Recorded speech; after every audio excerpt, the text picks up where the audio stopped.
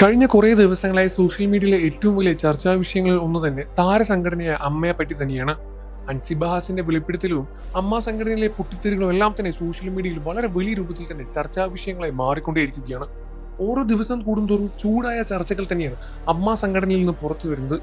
അൻസിബയുടെ തുറന്നു പറച്ചിലും വെളിപ്പെടുത്തലും എല്ലാം തന്നെ വലിയ രൂപത്തിലുള്ള ഒരു വാതിൽ തന്നെയാണ് അമ്മയിലേക്ക് തുറന്നു വെച്ചിരിക്കുന്നത്.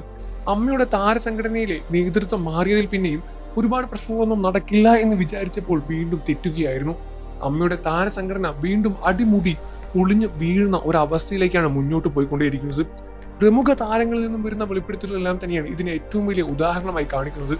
ടിനി ടോം തന്നെ ജിഹാദി എന്ന് വിളിച്ച് അഭിമാനപ്പെടുത്തി എന്ന് പറഞ്ഞെല്ലാം തന്നെ ഒരുപാട് വിഷയങ്ങൾ അൻസിബ ഹാസൻ മുന്നോട്ട് വയ്ക്കുമ്പോഴും ടിനി ടോമിന് ഒരുപാട് ആരാധകരും ഒരുപാട് നേതൃത്വന്മാരുടെ കൂടെയും ഒരുപാട് പണത്തിന്റെ സ്വാധീനവും ഒരുപാട് ഉള്ളതുകൊണ്ട് തനിക്ക് ഭയമുണ്ട് എന്ന് അൻസിബ തുറന്നു പറയുന്നു.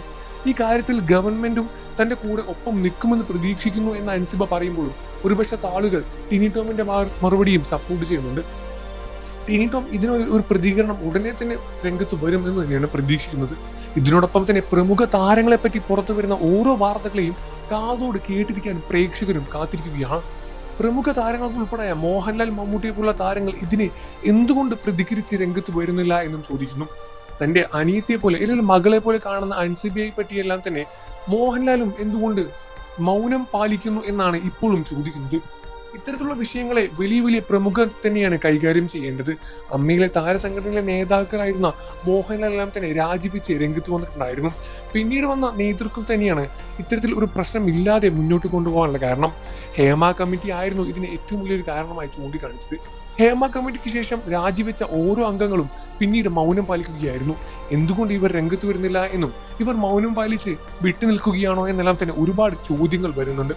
എന്നാൽ പിന്നീട് വന്ന കമ്മിറ്റിയും ഒരുപാട് പ്രശ്നങ്ങൾ തന്നെയാണ് നേരിടുന്നത്.